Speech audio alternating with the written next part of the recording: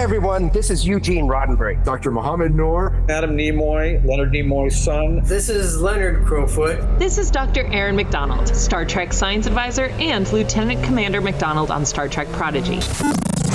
And you're listening to Humanist Trek. Humanist Trek. You're listening to Humanist Trek. the Humanist Trek podcast. And you're listening to Humanist Trek, a fabulous, fabulous show. Enjoy.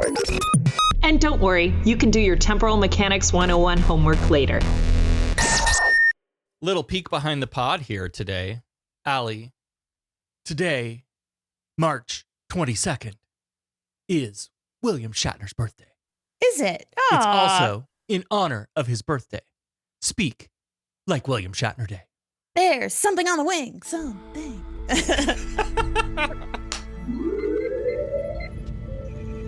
Perhaps I could use this as an excuse to go to those far-off planets with little polka-dotted people if necessary, and be able to talk about love, war, nature, God, sex, all those things that go to make up the excitement of the human condition. This is Captain Jean-Luc Picard. Welcome aboard. Jean-Luc Picard to the Starship Enterprise. You want to review your rapid progress? That nonsense is centuries behind us. To the Starship Enterprise. Oh, yeah? That is enough, damn it! Tempo, mon capitan. To the Starship Enterprise. You can't deny that you're still a dangerous, savage child race. Of the planet Earth. You just don't get it, do you, Jean-Luc? That is the exploration that awaits you. Not mapping stars and studying nebula, but charting the unknown possibilities of existence. Nuch nech, and welcome to Humanist Trek. It's a comedy Star Trek podcast about the humanism in Star Trek. I'm Sarah Ray. And I'm Allie Ashmead. And at the top of the show this week, we wanted to tell you about our joining the Trek Against Pancreatic Cancer. We've created our own team for the 2026 Colorado event. The late Gene Roddenberry, creator of Star Trek, said, quote, "The human race is a remarkable creature, one with great potential, and I hope that Star Trek has helped to show us what we can be if we believe in ourselves and our abilities. A better world, a brighter future, no disease or suffering, limitless possibility, hope. These were all part of Gene Roddenberry's vision for Star Trek, and they also run parallel to PanCan's vision to create a world in which every patient with pancreatic cancer will thrive. So we're going to do the event this year in Littleton, Colorado. That's on April 25th, 2026. So you have some time. Local listeners are already joining, including President of the Continuum, Bruce. Bruce is on our team, and Tim is on our team. Oh my gosh. All right. Yeah. But thanks to Bruce, Ruth, and Circuit Guy for donating already on behalf of our team. And Nice. yeah. So we're well on our way to our team goal of $2,000. Allie, do you have any personal connection to the pancreatic cancer mission here? I think we talked about this several podcasts ago, like back in maybe late last year, about Sabrina Wood, one of the members of the Sci-Fi Sisters. Yeah. Passed away from pancreatic cancer, and in sort of a tribute, they did a podcast live, and then they did have Armin Shimmerman's wife on, who was there, and lots of other Star Trek people that were there just to, honor Sabrina. So it was really cool. Yeah, that's awesome. I personally, I've had some friends whose family have passed away from pancreatic cancer nothing like really close personal to me. But I just know that it was watching them watch their families go through that. And it was always, whenever you heard that someone had pancreatic cancer, the chances of them surviving it was really low. So it's really good to be able to be a part of this. I didn't think I had a direct connection either, but then as we were talking about this and scheduling and that we're going to go do this thing, I learned that I believe it was Becca's grandmother also had pancreatic cancer. So there you go. You probably, if you ask around, you probably have a connection. Yeah. That whether you knew about it or not, there's probably a connection in your life. So yeah, so join us. Yeah. you can check out the events page at humanisttrek.com or visit humanisttrek.com/pancan26, PANCAN 26, to learn more. If you're not local to us, there are like 60 events across the U.S. So find one close to you, start your own team, make a donation to a team locally, or if you are local to us, join our team. It would be an absolute honor to have you join us in the fight against pancreatic cancer. Yeah. And speaking of honor, this week on Star Trek The Next Generation, we dive deep into Klingon honor culture in Star Trek The Next Generation, Season 3, Episode 17, Sins of the Father. Commander, you'll soon be getting an intruder alert. What? I've got something, sir. Intruder alert, sir. It's an old-style starship, sir. Constellation class, heading this way under impulse com. Number one, kindly take charge of our guests until we have time to decide what we're going to do with them. Sir, number one, keep them out of my way. Hey, remember that episode where Riker went on the cultural exchange program and served on a Klingon ship? Payback time! Captain, Klingon battlecruisers headed toward this sector. Battle alert, Mr. Crusher. Klingons. Klingon attack cruiser decloaking up the starboard bow. Hello. They are hailing us. This is the Klingon vessel Matar. In all my dealings with Klingons, including our Lieutenant Worf, the thought never occurred to me of Klingons laughing. There is much about us you do not know. Klingons do not express feeling the way you do. Klingons do not faint. Klingons do not give in illness. It is inappropriate for a Klingon to receive family while on duty. Klingons appreciate strong women. Klingons do not pursue relationships. They conquer that which they desire. I am not concerned with pleasure, Commander. I am a warrior. I am a Klingon! If you doubt it, a demonstration can be arranged. Klingons do not allow themselves to be probed.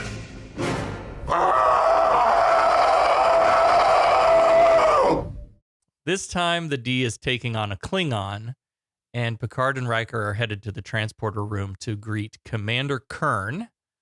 They talk about how this exchange program works. Kurn is accorded all the rights and responsibilities due the first officer of this ship. But they are going to prepare the crew for unusual orders, since Klingons and the Federation do things very differently. And one interesting note, apparently, Commander Kurn specifically requested the Enterprise for this exchange. Put a pin in that. In the transporter room, they're beaming him in, and here he is, a really, really tall Klingon, just, with a weapon and everything. And of course, Picard welcomes him to the Enterprise and introduces Riker as well, and saying that he's going to be yielding his first officer's position to you. Kurn is right to business. He's like, "You're relieved. I'd like to take my station."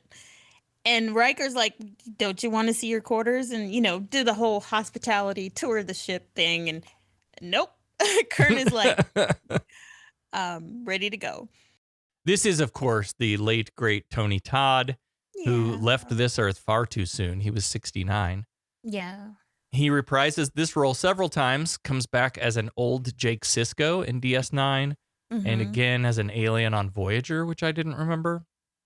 But you might also know him as the Candyman. Oh, I loved him. Just a brilliant actor with a massive body of work to prove it. And did lots of voice acting, too. Yeah. Yep. Tony Todd's awesome. So up on the bridge, Kurn is speechifying, introduces himself, says he studied all the Starfleet regulations, which will be strictly adhered to by everyone. And he studied all their personnel files, too. And as he walks a circle around the bridge, he pauses next to Worf as he talks about bringing a sense of discipline that they're not used to. And this is definitely aimed at Worf. You think?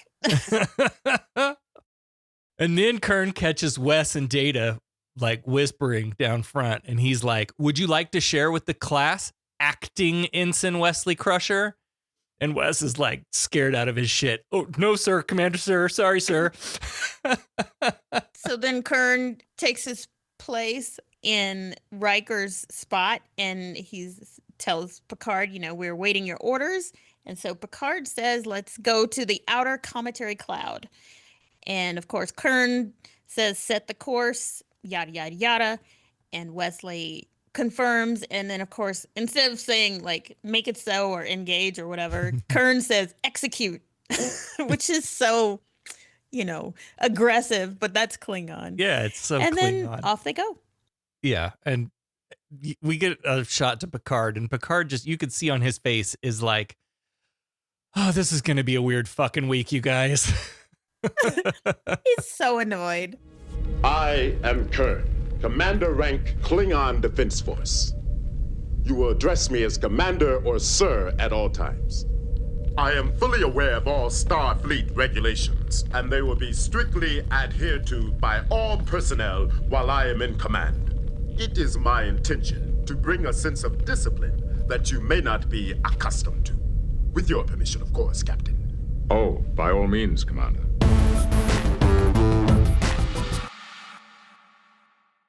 Later, Riker finds Wes sitting alone in 10 forward, and he's like, what's wrong? Commander Kern up your ass? And Wes just starts unloading. Yeah. It doesn't matter what I do. This guy doesn't like me. I can't do anything right. I don't know what I'm doing wrong. And before Riker can give some sage advice, Geordi comes ripping in, PISS, because Kern has been up his ass too. Yeah. He did a surprise inspection of engineering, and of course it was in the middle of like a maintenance cycle, and of course nothing was right, and they're all just fucking tired of him. He's doing it to the whole ship, so it's not just them. And Riker tries to say, his style is different, Klingons, believe in obedience, and LaForge is like, this isn't a Klingon ship, so he's got to loosen up, man.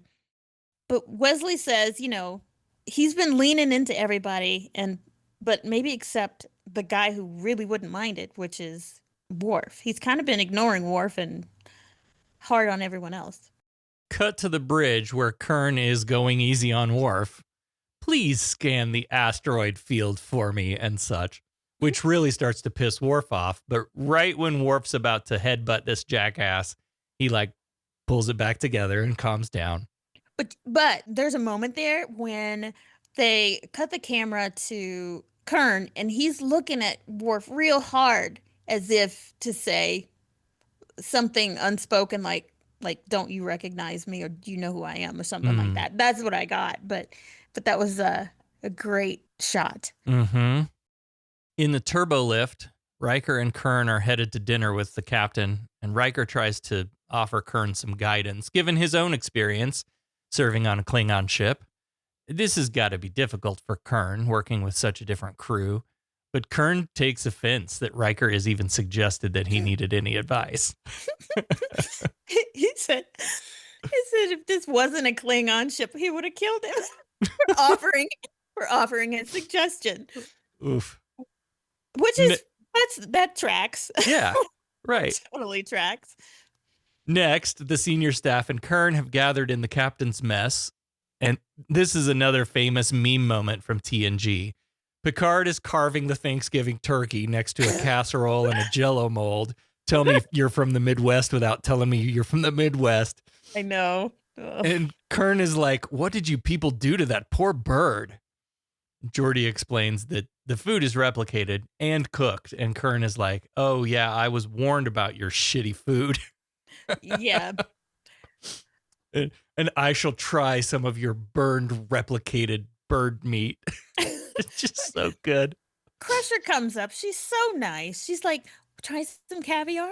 And he smells it and he's like, what the fuck is this? And then Data launches in to give his normal long explanation. But no, Picard's like, later, Data. It's just a delicacy from the Caspian Sea. It's actually not replicated. Picard had somehow brought some cases of caviar on board. I'm like, really? So it's actually real, and it's basically fish eggs. But Kern doesn't like the way it smells. He does say he's honored, but he doesn't really mean it. So they sit down and they start the chit chat. So how's it going? Troy's like, how's it going? Are you adjusting to your new environment? I love this. Kern's like, well, I almost killed Commander Riker out in the hallway, but I was able to conform to your way of doing things. She giggled. I thought that was so funny how she just giggled her head off at that. He explains that Riker was trying to communicate the crew's discomfort with his style of command, which in any other circumstances would have been challenging his authority. And then he takes a big bite out of something and spits it out, and he's like, ugh, our food is so much better than this garbage. I'm sure it's well prepared, but it's far too bland for the stomach of a Klingon. Right, Worf? And Geordi's like, well, I don't know. It seems like it agrees with Worf just fine. And Kern's like, yeah, it does, doesn't it? Fucking Worf, man. Something going on here. Yeah. And of course, we soon find out because later that night, Worf comes to visit Kern in his quarters. Worf asks permission to speak freely, and he's like, what the fuck, man? What have I done to offend you? Have I not performed my duties to your satisfaction? Why are you being such a dick to me? And of course, this all comes down to whether Worf is a proper Klingon or a soft Starfleet pussy. And, as always. Oh, of course, yeah. Kern starts pushing his buttons until Worf throws a chair across the room, growling, I am a Klingon. If you doubt it, a demonstration can be arranged. And Kern is like, fuck yeah, that's a Klingon. Yeah, so he's like, your blood's not so thin at all, which is what they always accuse him of just because he's a Starfleet officer. Mm-hmm. And then he says, yeah, that's the response of a Klingon. The response I would expect from my older brother. And we get Worf's what the fuck face to commercial. And yeah, I forgot that Worf didn't know it was him. How long has this bird been dead? It appears to have been lying in the sun for quite some time. Well, it's not dead, it's been replicated, and you do understand that we cook most of our foods. Yes, I was told to prepare for that.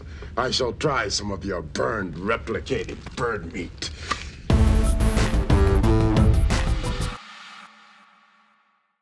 Kern explains that when he was barely a year old, he was left with a family friend, Lorg, while Worf and their parents went to the Khitomer outpost.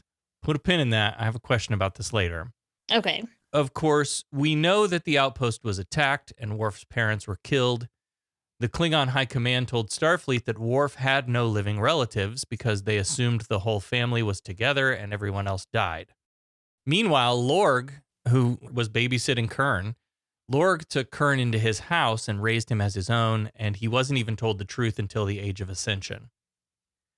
So Kern asked for an assignment here so he could check up on his brother, make sure he was truly a Klingon and not a weak-ass Starfleet pussy, but not just for his curiosity.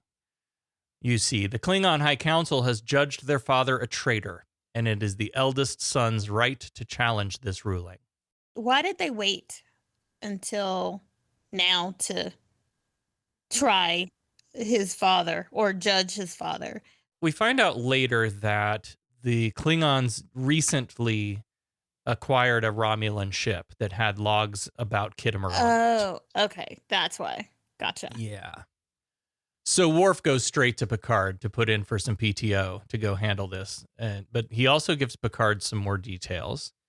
The Council accused his father of aiding and abetting the Romulans in their attack on Khitomer, although he was killed in that very attack, so that's kind of odd. And for some unknown reason, it took them 20 years to decide to make this accusation, like you said. Yeah. And the way that this works with Klingons is the family of a Klingon is responsible for his actions. And there's going to be some sort of challenge. And if he fails, he'll be executed. And so he's asking Picard for some leave. And Picard is no. He's like, no. If a Starfleet officer, a member of his crew, is accused of a capital crime, that affects not only Worf, but it also affects Starfleet. And so Picard is going to be at his side, whether he wants to or not. This, like, the acts of a man bring dishonor on his family for 7 generations is some dumb biblical bullshit, if I've ever heard it. So, yeah, it's a bunch of bullshit about honor. And, come on. And I know I shouldn't be judging other cultures. I should be, whatever. But it is kind of stupid. If you, This is your autonomy thing. Like, am I an autonomous person, or am I the actions of the people in my family? Yeah, I mean, I get honoring other people's cultures, but logically, it does not it's not fair, and it makes no sense. Nope. So they pop back out onto the bridge, and Picard gives Kurn an order to change course to the first city of the Klingon Imperial Empire. Isn't that a little redundant? Imperial Empire? But it sounds really Star Wars too. Imperial Empire. Come on. Yeah. In Tin Forward, Worf and Kurn prepare for this challenge, and apparently one of the important pieces of this process is to bring along a defender. Worf won't be able to fight, so he brings someone with him called a Chadich, and of course he asks Kurn to take on this responsibility. And Kurn starts speaking of, some Klingon to accept this role. There's a phrase that is, yes, brother, I accept, or whatever he says. I don't know. But when Kurn starts talking about, the sons of Moog will gloriously restore the family honor together, Worf's like, no, you can't reveal who you really are, because if I fail, we both get killed.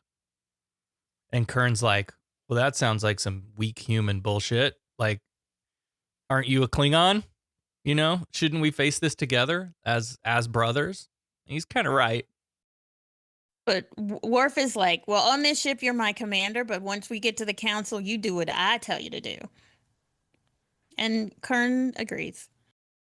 The D arrives at Kronos, and this Klingon world building is just fantastic. I mean, when you say Klingon, this is what I think of. This matte painting from, who did this matte painting? Let's give him credit. Like the Great Hall, and it literally is a Great Hall with the Klingon symbol, like vaulted ceilings, and just dark and smoky, and yeah.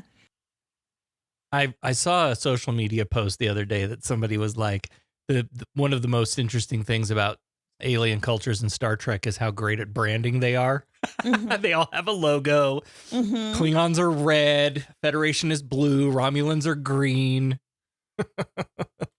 The design of the Klingon Great Hall and other sets in the episode won an Emmy for Best Art Direction. Oh, nice. Yay. Production designer Richard James. The exterior of the Great Hall and surrounding First City was a matte painting created by Sid Dutton at Illusion Arts. Cool. I mean, when you say Klingon, this is what appears in my mind. So they walk into the Great Hall. It's Kurn and Worf, and then Riker and Picard. And there's just all these Klingons around, and Worf kind of announces himself, and he says, I am Worf, son of Moog, and I've come to challenge the lies that have been spoken about my father. Ooh. This is another, super formative thing for me, where you have the leader of the council seated in a throne, and then the Klingons in the council take a position around the outside of the room, kind of flanking the throne. I like it. Are you adjusting to your new environment, Commander? I find the constraints a bit difficult to conform to. Just a short while ago, I had to stop myself from killing Commander Riker.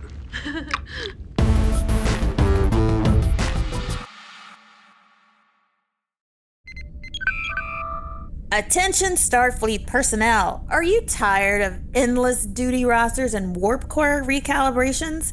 Introducing Buffer Time, the card game. The only recreational training simulation that teaches you how to manage your work schedule like a true lower decker. Bluff your way past maintenance tasks, dodge unexpected red alerts, and sabotage your friends, colleagues, while keeping that sweet, sweet buffer time for yourself. Okay, computer, margaritas, frozen, salt. Visit humanisttrek.com/Modiphius and use code TREK for 10% off. Remember, Starfleet Command neither confirms or denies the existence of buffer time. Simulation not recognized as an official Starfleet training program. Card shuffling speed may vary by species. Aw, Tendi, look at us. Lower decks, breaching protocol together. Friendship. Couple of key guest stars in this scene, starting with Kimpek, Chancellor of the Klingon High Council, played by Charles Cooper, who also played a Klingon in Star Trek V, The Final Frontier.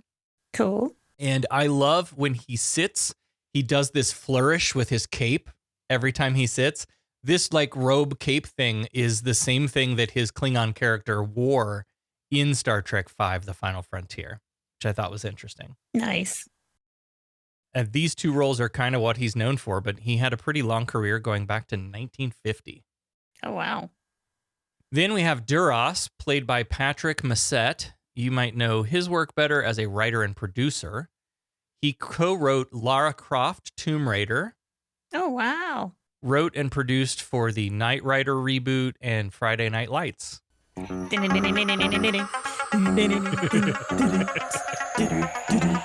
Sorry. Kim Peck speaks first and asks Worf, is he prepared to answer for this if he fails? Which Worf says, with my life. He's so honorable. Like, he really believes in the honor, which, again, put a pin in that. Yes.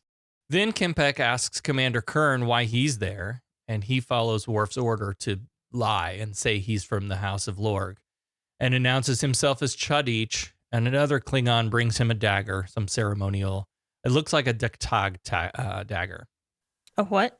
Diktag. Okay. Which is one of my favorite Klingon weapons. It's the dagger that has it has the single blade, and then there's like 2 dagger blades that pop out from the side. You know what I'm talking about?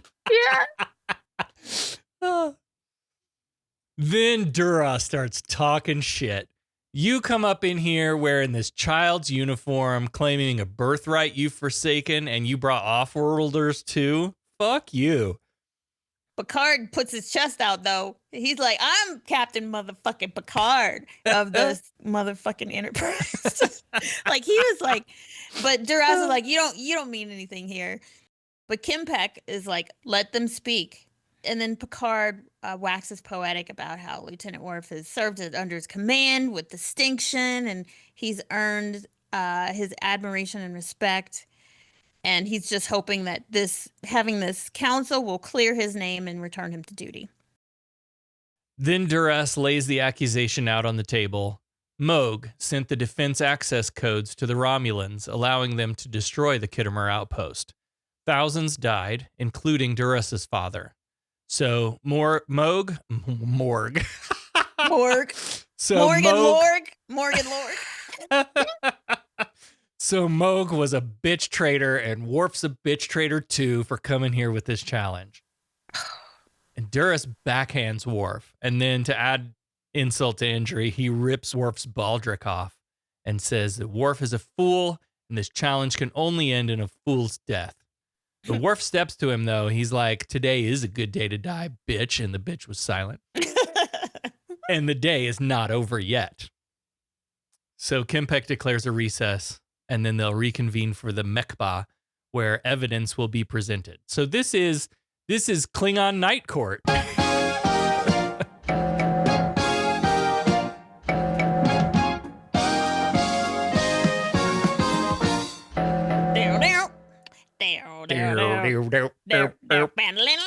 Yeah, it is pretty much. So on the bridge, though, Picard runs right to Data and puts his Googling skills to use. And he's like, Data, you got to get me some info on what happened on the Khitomer outpost. So cross-reference it with any Romulan tactics and strategic information, and request access to the Klingon Central Command internet.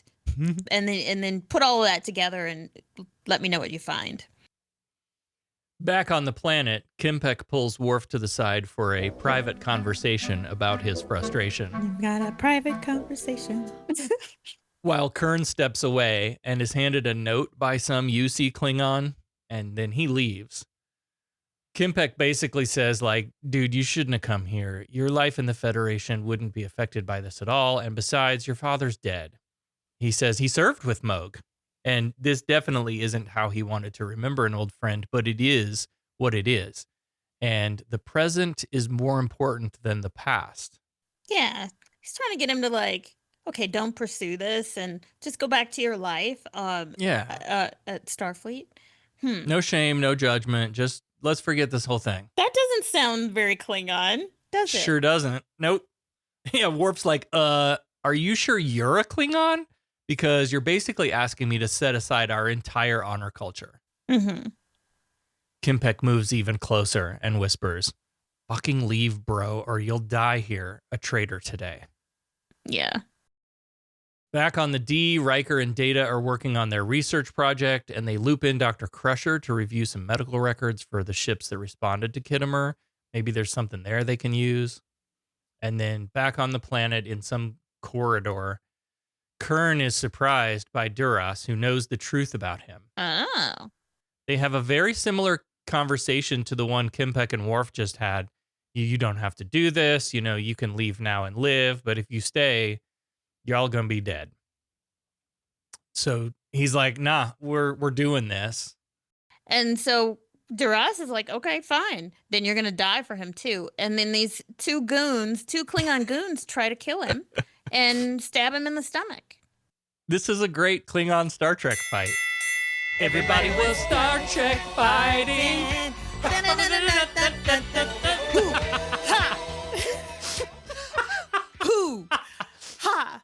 I mean, not much of one because Kern gets the knife to the stomach pretty quickly. He gets the shaft. This knife was called a cutluch. Cutluch. That was kind of cool. Yeah. You are a fool, and your challenge can only result in a fool's death. It is a good day to die, Duras. And the day is not yet over.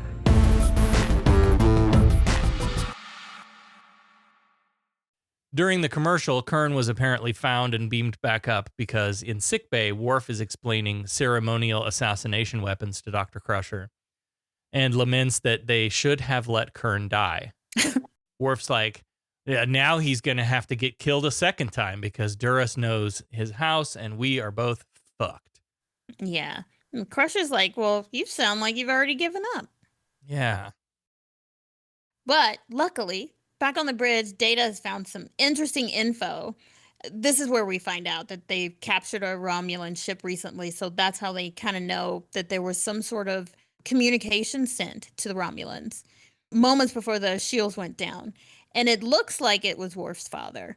So what they do is they access all the records to see if anything's been falsified and then cross-check them with the timestamps from the Intrepid, their sensor logs. And something doesn't match up. So there's some sort of time gap with the Intrepid's log and the Romulan logs. And this, apparently, there's a gap missing where Moog's transmission should be, but it's missing. Mm-hmm.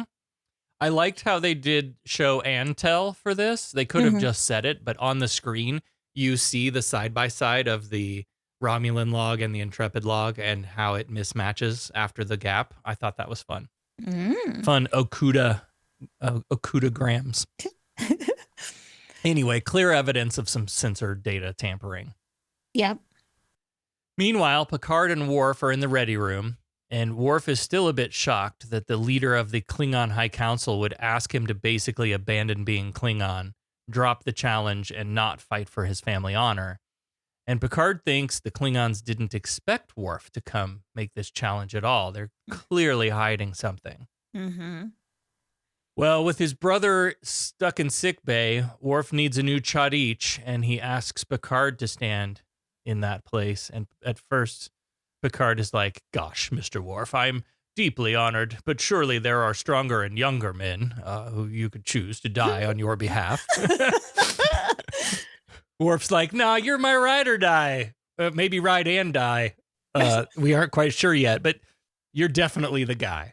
And now Picard speaks that Klingon phrase. His face just he just swells with pride, you know. Yeah. There's, along with this whole honor bullshit they've got, it's a lot of dick swinging and a lot of pride that comes along with that honor bullshit. But Picard's face swells and he says some Klingon shit and he's like, I accept. Back at the Hall of Klingons, Worf and Picard beam in, and Worf announces his challenge will proceed despite their threats and assassination attempts. And Duras starts talking shit again, and Picard steps between them as Worf announces that Picard is now Chadich. And Duras is like, you? Well, you better be prepared to fight. Something Starfleet didn't teach you. And I love this. Picard is like cool, calm, and collected, but very threateningly, he says, "You may test that assumption at your convenience." Ooh. Ooh. Back on the bridge, Crusher has something. They found that there was not just Worf that survived the Khitomer massacre, but there was a woman named Kalest.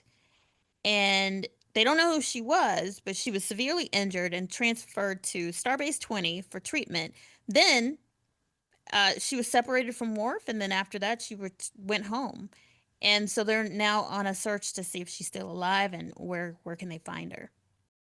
Meanwhile, in the Hall of Klingons, Duras is bloviating the events of the phone call from Moog to the Romulans at Khitomer and testimony about Moog's admiration for the Romulans when Riker calls Picard, and Picard steps away to take the call.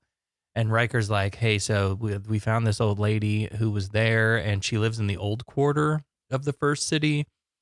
So Picard hangs up the call, and he comes back and asks for a short recess. And the Klingons all scatter, and Picard asks Worf about Kalest, who Worf says was his nurse. But Worf believes her to be dead, of course. So when Picard is like, no, Worf, she's alive and living in the old quarter, and I'm going to go find her, Worf is like, it is too dangerous to go alone.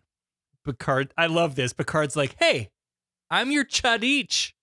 I'm your bitch, man. Just the way he said it was so good. I love it. He's like, I got this. He's like, he's letting this go to his head. He's like, man, I'm a Chadich. I can do anything.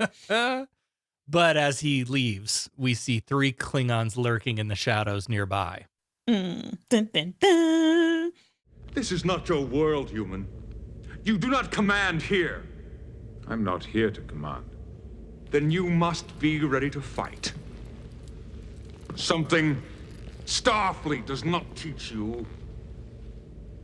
You may test that assumption at your convenience.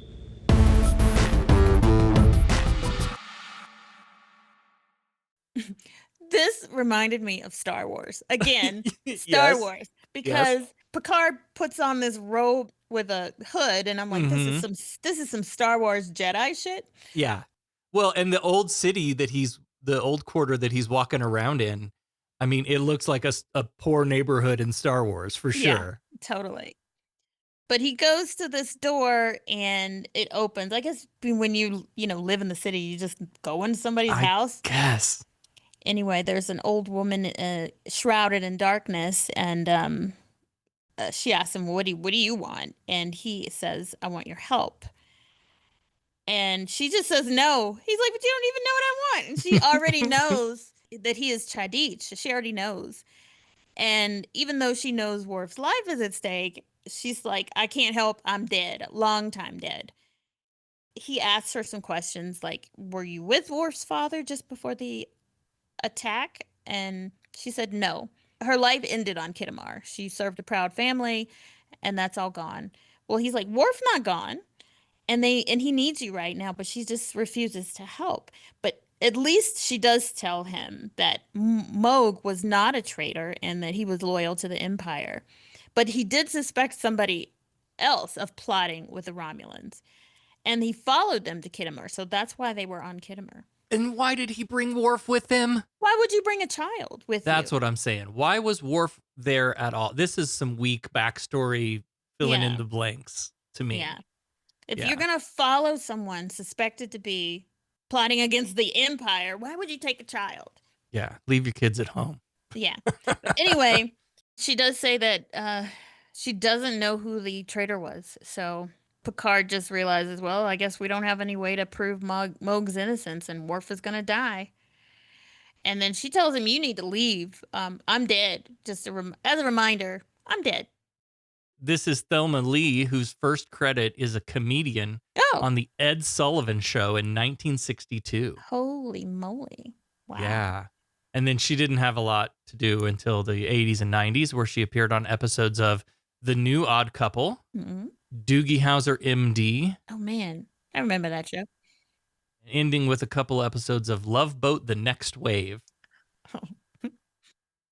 Outside, Picard is predictably jumped by a pair of Klingon assassins, kicking off another Star Trek fight. Everybody was Star Trek fighting.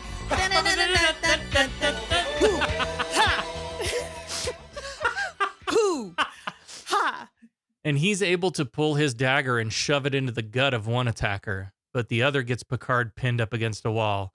And just as he raises his dagger, about to finish Picard, the attacker is stabbed in the back. And I love this reveal. He turns and falls to the ground, revealing Kaylest with her hand still in the air, like she just let go of the knife. I love it. Oh, lady got some spunk. She is rather impressed with Picard too. So she thinks that Worf chose well. And I think this is when she's like thinking, okay, I'll come with you. Picard wants to know if they would recognize her. and then she says, yeah, Kim Peck would remember me. I caught his eye back then, but he was too fat. Like, this is solid TNG humor. I love it. I know. It's so good because the payoff later is just chef's kiss. And it's like humor, but at the weirdest time. Yeah. Like, it's not even a funny situation, and they throw it in there, which is makes it even funnier. Anyway, she agrees to return with Picard and hopefully shake out the truth of what really happened on Khitomer. So back in the Hall of Klingons, Duras is finishing up his closing arguments when Picard rocks in, dick in hand, with a, "Your Honor, I would like to call a surprise witness." Kim Peck angrily calls for a recess, and they go into chambers, where Duras starts in right away, shit-talking the old woman. And Kim Peck is like, "Shut up, Duras. Would you kill an old lady to cover your dishonor?" Ooh. And the light bulb clicks above Picard's head, and he's like, "Oh, yes. This is your dishonor that we're protecting here, isn't it? Are you prepared to hear evidence in open council as is required by the MECBA?" Kim Peck obviously knows about everything that's going on, and he's like, obviously we would not. And Kaylest doesn't even have to say anything. She just had to show her face, and he dismisses her. He's like, "Kaylest, you can go now. Oh, by the way, you look fine." And she turns around and is like, "Yeah, well, you're still fat." So good. But yeah, she didn't have to say anything because just the threat of her being there and being still alive. Did they not know she was alive? I guess. Apparently not. She lived in the same. She lived in the city. Living off the grid, I guess. I don't know. I guess. Got a fake ID and changed her social security number. I don't know. So Kaylest leaves, and the truth starts flowing. The Klingons that captured the Romulan ship learned of the treachery, but only the Council knew whose security codes were used. Gerard, father of Duras, which is why he's been such a pain in the ass this episode. And I just want to say to Star Trek Starfleet Academy that for as much shit as I've given you for naming a Klingon Jaden, here we are way back in TNG with a Klingon named Jared. Yeah. But J-A apostrophe Rod. Of course. It's Gerard. Yeah, it's Jared. Gerard. Anyway, Kim Peck explains that House Duras is super powerful, and revealing this to the public would certainly have thrown them into civil war. But Worf was in Starfleet, and they never expected him to challenge this judgment.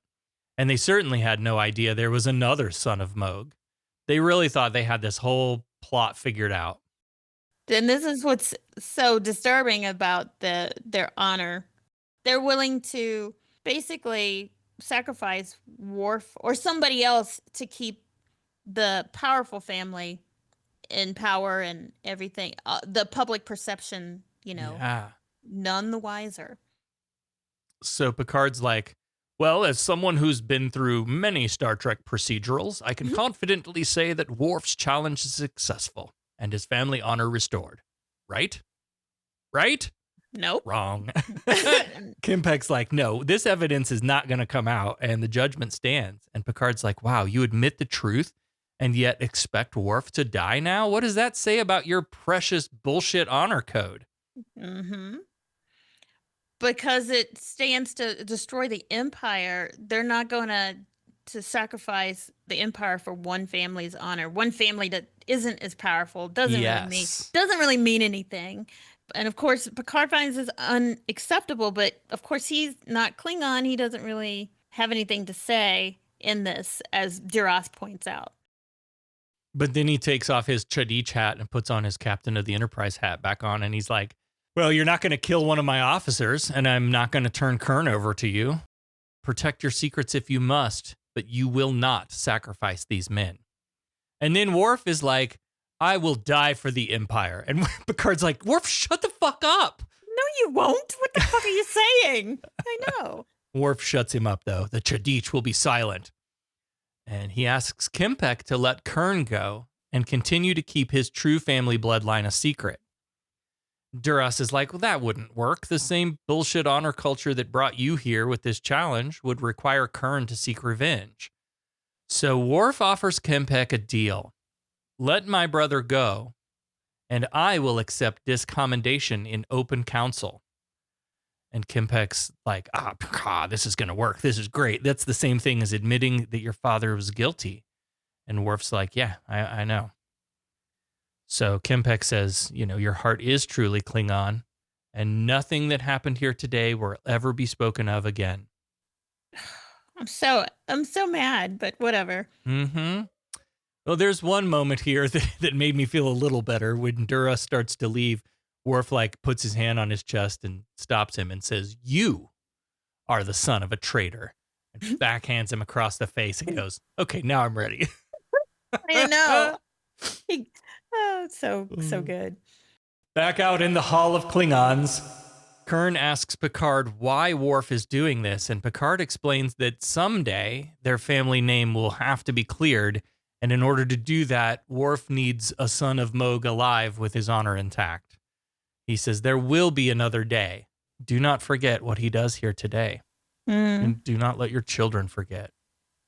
Oh, this is heartbreaking. Yes. Because Worf says some Klingon stuff, and then Kempek says some Klingon stuff back to him. And then one by one, the people on the council, or the Klingons on the council, cross their arms, turn their back to him. Yeah. This final scene is like another one of those seared into my young brain watching this series for the first time. Mm-hmm. It's such a Klingon world building thing, and it's just so emotional and moving. And then after all the council members are turned, Worf turns to Kern and says, you must also turn your back on me. And he does reluctantly. Yeah. And then the episode ends with Picard and Worf walking out of the chamber as these circle of Klingons just fades out. Like the ultimate diss. Yeah. Yeah. Boy, I'm sure glad that's over with. I'll be glad to be relieved of this cargo. Me too. It is done, and perhaps just as well. Yeah, but I learned something today. I sincerely hope that this is the last time that I find myself here. You just don't get it, do you, Jean-Luc? You see, of all the species, yours cannot abide stagnation. Change is at the heart of what you are. That is the exploration that awaits you. Not mapping stars and studying nebula, but charting the unknown possibilities of existence. I know I poke fun at the Klingon honor culture a bit, but this is core Klingon world building here. And I remembered loving this episode as a kid because of that. Yeah. It was really immersive into Klingon culture. Yeah. And the whole honor thing, it makes you question, okay, what is honor? You have to define what it is because it's different things for different cultures. Right. And for me, I would think truth would be a part of that as honor, but it's not for them. Mm-hmm. For them, it's more perception, public perception, maybe. Mm-hmm. The dictionary definitions that come up here are high respect, great esteem. That's not the one we're talking to here. The one we're speaking about here is adherence to what is right or to a conventional standard of conduct. Mm-hmm. And those things are in conflict here. Yeah. They are adhering to the conventional standard of conduct despite what is right. Yeah. Yeah. And that's the part of the honor culture that I don't like. That's the part that I'm always shitting on. Yeah. And what surprises me is Duras had no shame.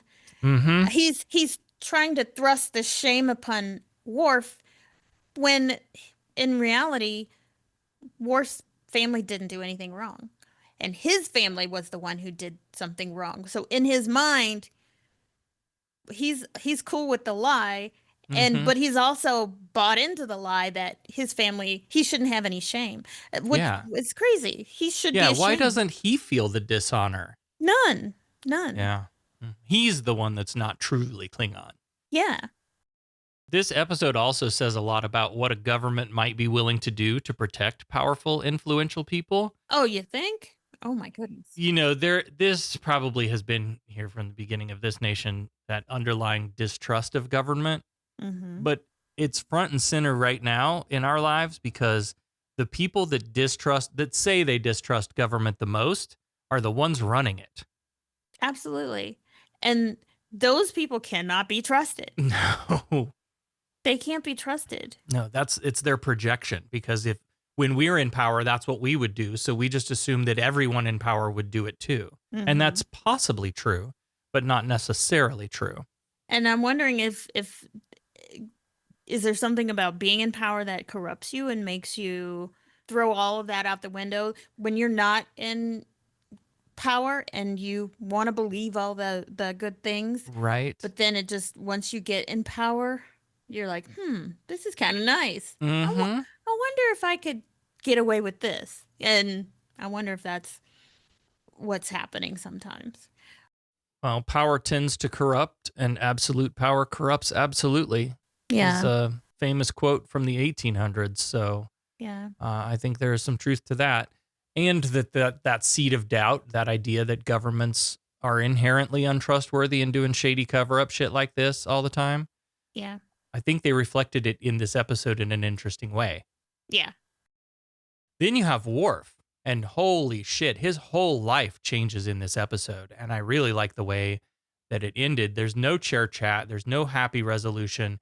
It's just Worf and his dishonor, and you're left going, holy shit, what just happened? And then 1 minute he learns he has a brother, and then he loses him.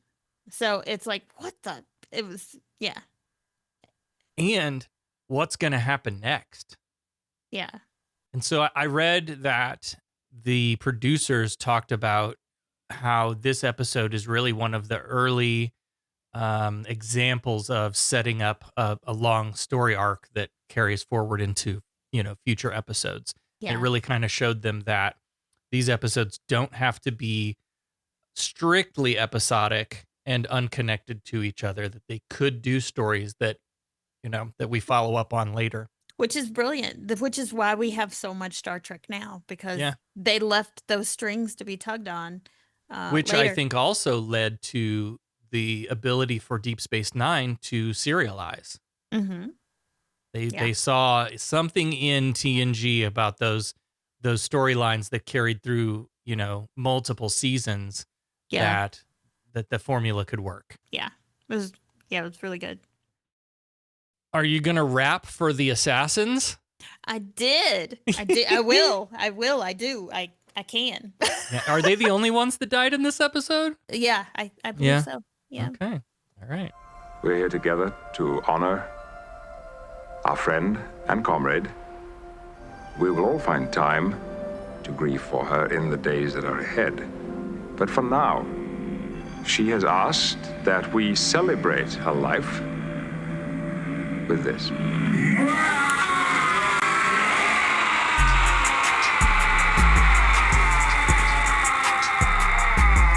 Klingon honor is bullshit. Klingon honor is bullshit.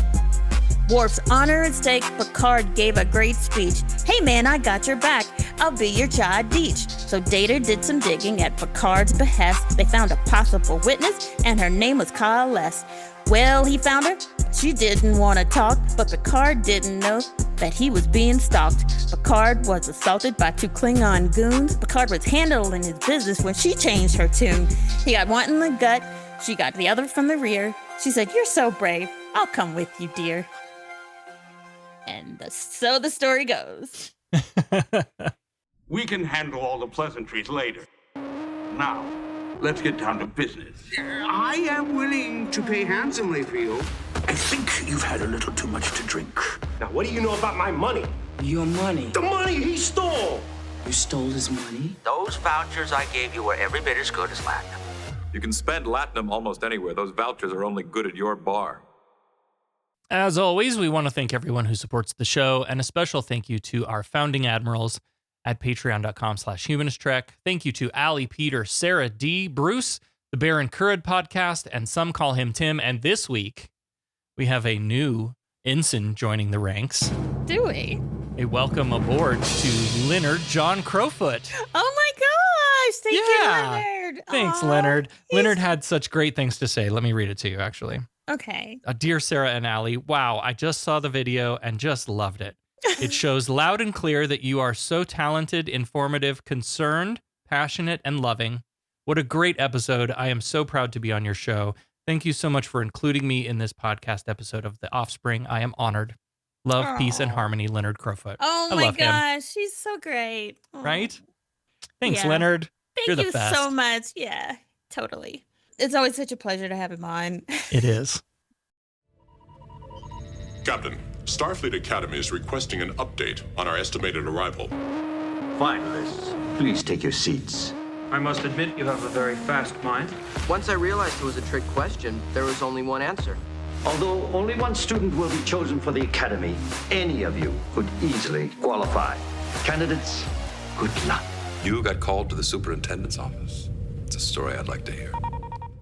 Becca's back now with the answer to this week's Starfleet Academy Cadet Challenge. Question 4, Sins of the Father. Remind us once again the question.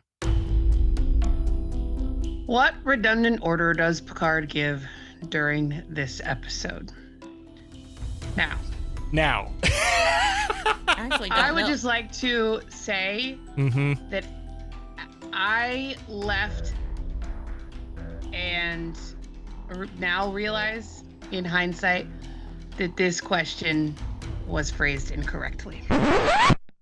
Oh, okay. So I was wrong because I asked the wrong question. All right, peek behind the pod. Becca and I connected yesterday to arrange. Becca is joining us live from Tennessee. Nashville, Tennessee. Nashville. We should make you speak in a hillbilly accent for this whole thing. Well, I could certainly put on my charming Southern accent. There you go. There you go. Yeah, so I was wrong. And so while technically you guys, the answer that you guys gave was not the answer that I was looking for. Right. But after further reflection, and basically Sarah pinning me down in the corner saying, no, you're wrong, I have come to realize that she was right. This question was written incorrectly. So I'm going to give you the points. Affirmative. Yeah. How? Okay. And you tell us. The order that he gave was to set the coordinates for the first city of the Klingon Imperial Empire. So while the order was not given before, he didn't give the order multiple times. The redundancy is in the language of the order, much like the error was in the language of my question. Okay.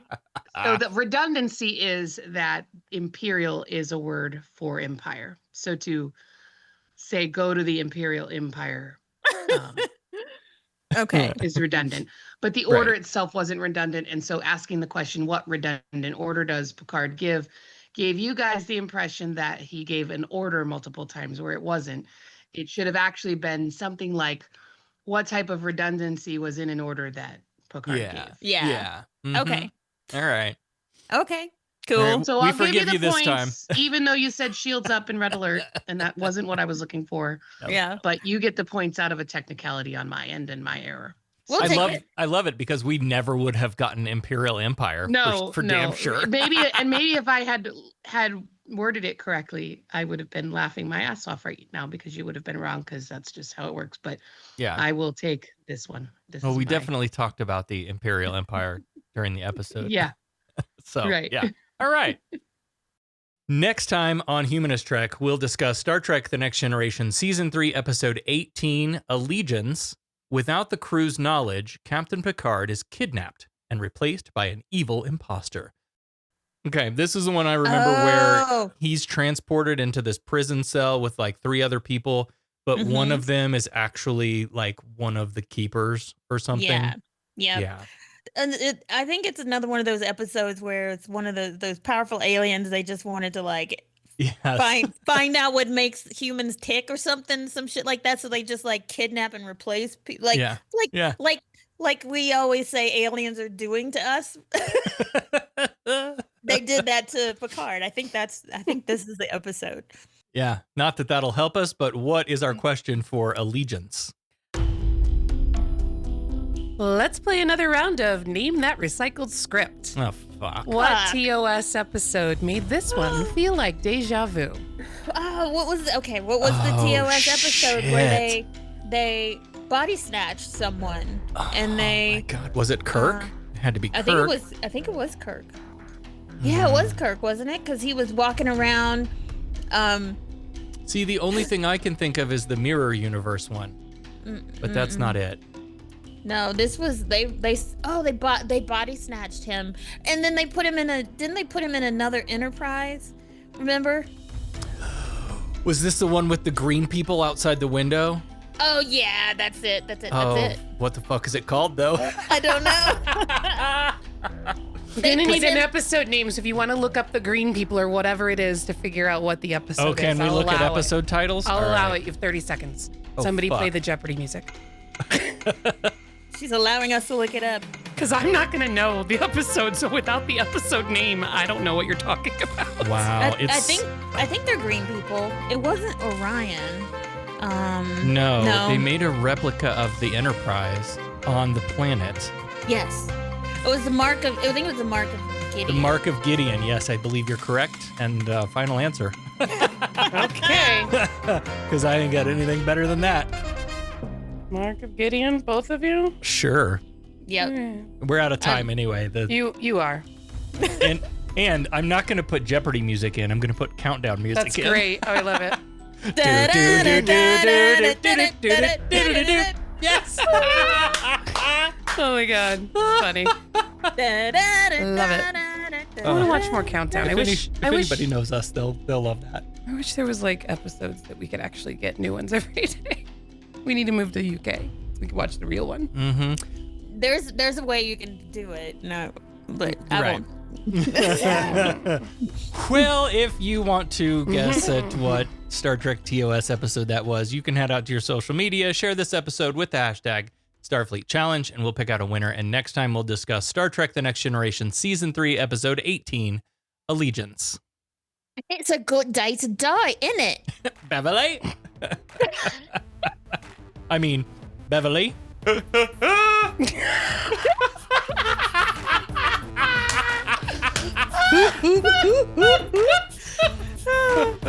That's hilarious. God. Humanist Trek is available wherever you replicate your podcasts. Follow us on all the social medias at Humanist Trek. Become a patron at patreon.com/humanisttrek. Open hailing frequencies to podcast@humanisttrek.com and visit our website, humanisttrek.com. Humanist Trek is a production of Sarah Austin Media.